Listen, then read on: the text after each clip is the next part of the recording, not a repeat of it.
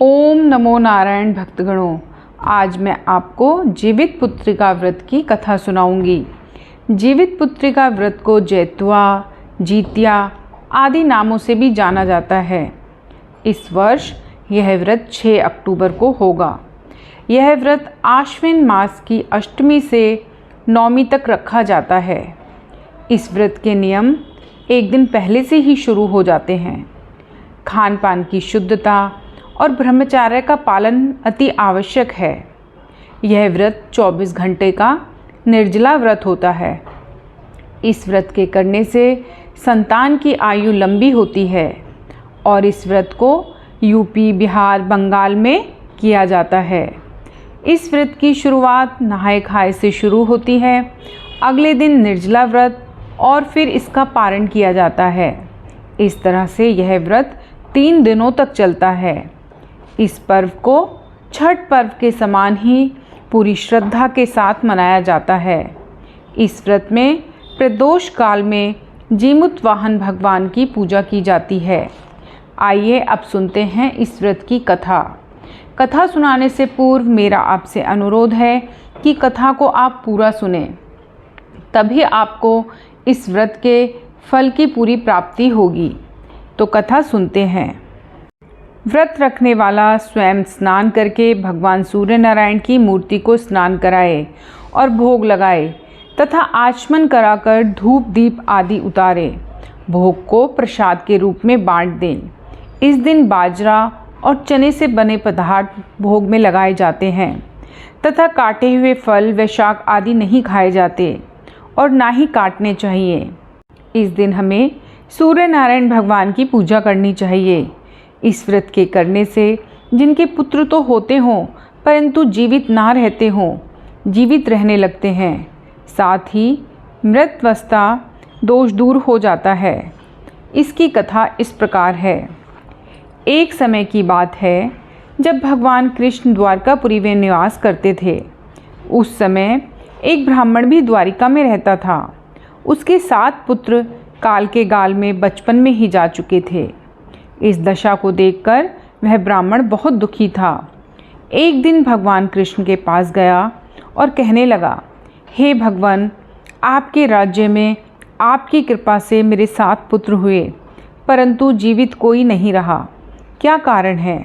यदि आप अपने राज्य में किसी को दुखी देखना नहीं चाहते तो कोई उपाय बताएं। तब भगवान बोले, हे ब्राह्मण, सुनो, इस बार तुम्हारे जो पुत्र होगा उसकी उम्र 3 वर्ष की है।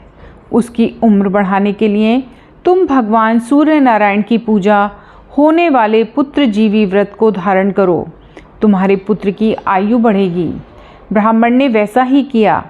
जब वह परिवार हाथ जोड़ और खड़े होकर इस प्रकार विनती कर ही रहा था, सूर्य देव विनती सुनो, पाऊँ दुख अपार, उम्र बढ़ाओ पुत्र की, कहता बारंबार। इतना सुनते ही सूर्य का रथ वहीं रुक गया। ब्राह्मण की विनती से प्रसन्न होकर सूर्य ने अपने गले से एक माला ब्राह्मण पुत्र के गले में डाल दी और आगे चले गए। थोड़ी ही देर में यमराज उस ब्राह्मण पुत्र के प्राण लेने आए। यमराज को देखकर ब्राह्मण और ब्राह्मणी कृष्ण जी को झूठा कहने लगे। भगवान कृष्ण अपना अनादर जानकर तुरंत सुदर्शन चक्र लेकर आ गए और बोले, इस माला को यमराज के ऊपर डाल दो। इतना कहते ही ब्राह्मण उस माला को उठाने लगा कि यमराज डर से भाग गए, परंतु यमराज की छाया वहीं रह गई। उस फूल की माला को छाया के ऊपर फेंक दो, जिसके फलस्वरूप वह छाया शनि के रूप में आकर भगवान श्री कृष्ण की प्रार्थना करने लगी। भगवान श्री कृष्ण को शनि के ऊपर दया आ गई और पीपल के वृक्ष पर रहने के लिए उसे कहा। तब से शनि की छाया पीपल के वृक्ष पर निवास करने लगी। इस प्रकार भगवान श्री कृष्ण ने उस ब्राह्मण के पुत्र की उम्र बढ़ा दी। इसलिए हे भगवान, जिस तरह उस ब्राह्मण के लड़के की उम्र बढ़ाई, उसी तरह सबकी उम्र बढ़ाना। कथा कहने वाले की भी और कथा सुनने वाले की भी। धन्यवाद दोस्तों। जीतिया व्रत की एक और अन्य कथा भी प्रचलित है। वो इस प्रकार है। 2 बहनें थीं। एक का नाम था सुखिया और दूसरी का नाम था दुखिया। दोनों का भाग्य उनके नाम के जैसा ही था। दुखिया गरीब थी और बहुत दुखी रहती थी। सुखिया अमीर थी और हमेशा सुखी रहती थी। दोनों एक ही गांव में रहते थे। दुखिया सुखिया के घर में काम करती थी, साफ सफाई करती थी, खाना बनाती थी और जो खाना बच जाता था वह खाना सुखिया दुखिया को दे देती थी। इसी तरह दुखिया का घर चलता था। समय बीतता गया। दोनों के बच्चे भी थे। सुखिया को 2 पुत्र थे और दुखिया को भी 2 पुत्र थे। जब जीतिया व्रत का आया तो दोनों बहनों ने जीतिया का व्रत रखा था। दुखिया सुखिया के घर में काम करती थी। व्रत के दिन दुखिया ने सुखिया के घर जो चावल फटका उससे जो खुर्दी निकला वह अपने लिए रख ली और साफ चावल सुखिया को दे दिया। फिर साग को चुनी, बढ़िया वाला साग उसने सुखिया के लिए रख दिया और जो डंठल था वह अपने लिए ले लिया। घर जाकर उसने खुर्दी का चावल बनाया और डंठल का साग बनाया। वह खाना अपने बच्चों को खिलाई और खुद भी खाई। उसके बाद दुखिया सोने चली गई। आधी रात में एक बूढ़ी औरत उसके सपने में आई। उसने देखा कि उसके घर पर आकर दरवाज़ा खटखटाती है तो दुखिया पूछती है कौन है। तब बुढ़िया बोलती है बेटा हम हैं। दुखिया ने उठकर दरवाज़ा खोला और पूछती है अम्मा आप कौन हैं, क्या चाहिए, इतनी रात में आप यहाँ किस लिए आई हो।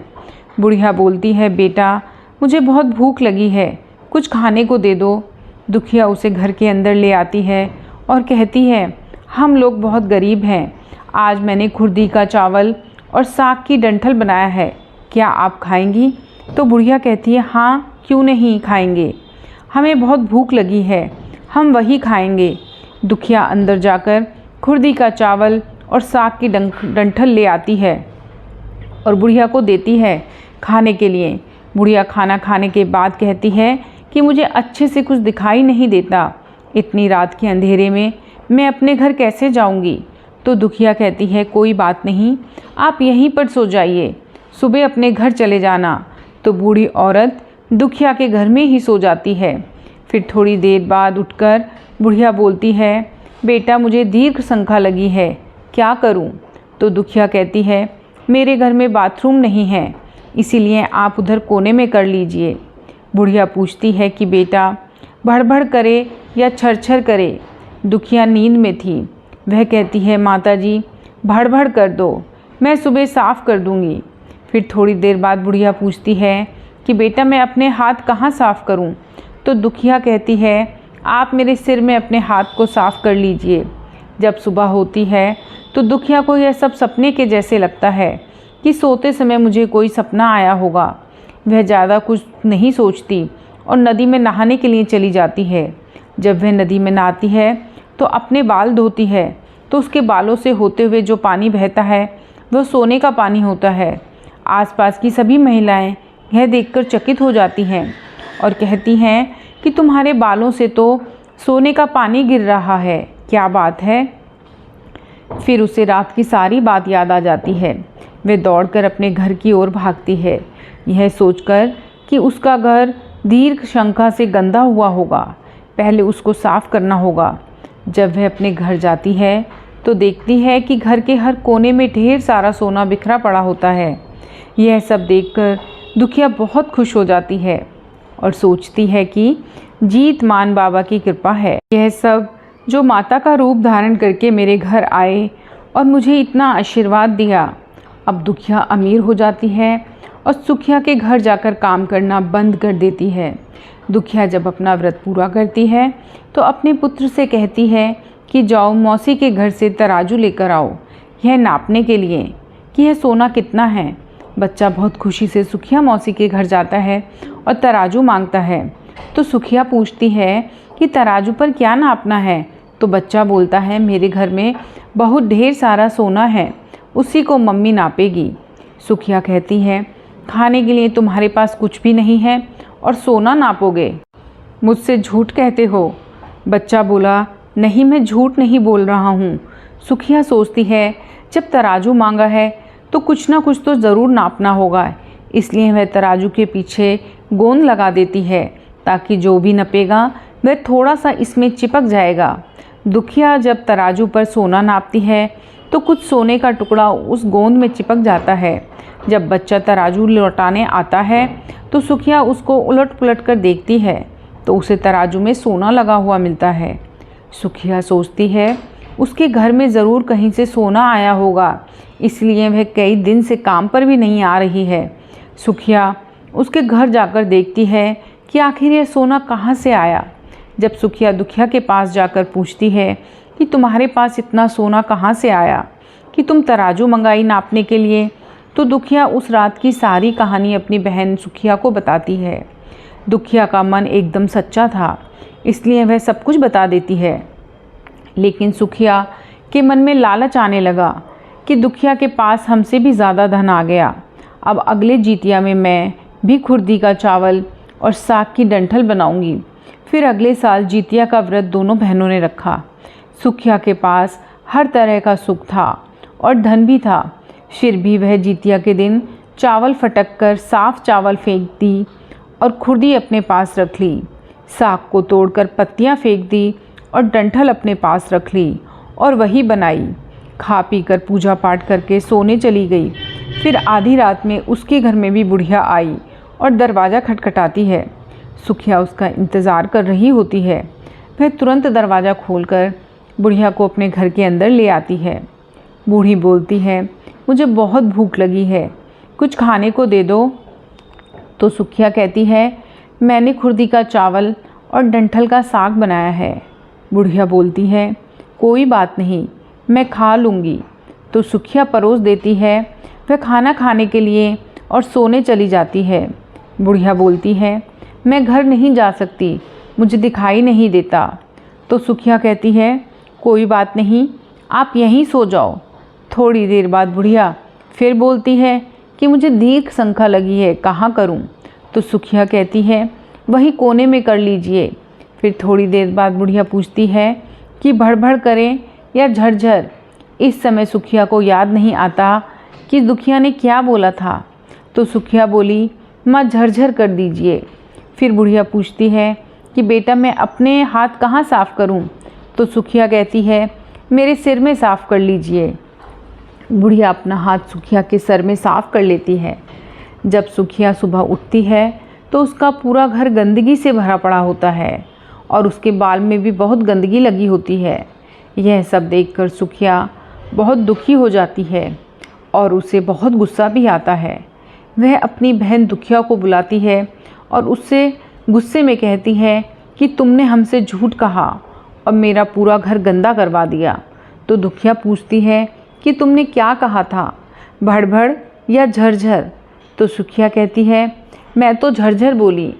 तो दुखिया कहती है, यहीं पर तो तुमने गलती करी और तुम्हारे पास तो सब कुछ था, किसी चीज़ की कमी नहीं थी, फिर भी तुमने लालच किया।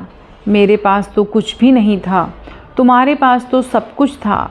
तुम्हारे घर जीतमन बाबा भेष बदल कर आए, लेकिन फिर भी तुमने उन्हें अच्छा खाना नहीं परोसा। मेरे पास तो कुछ भी नहीं था, इसीलिए मैंने उन्हें खुर्दी का चावल और डंठल का साग परोसा था। तुमने अपने घर आए भगवान का अपमान किया। सब कुछ रहते हुए भी तुमने साग और भात खिलाया। तुम्हारे पास सब कुछ होते हुए भी तुम्हें लालच नहीं करना चाहिए था, इसीलिए तुम्हारे साथ बुरा हुआ। तो ये थी जीवित पुत्रिका व्रत की 2 कहानियाँ। धन्यवाद।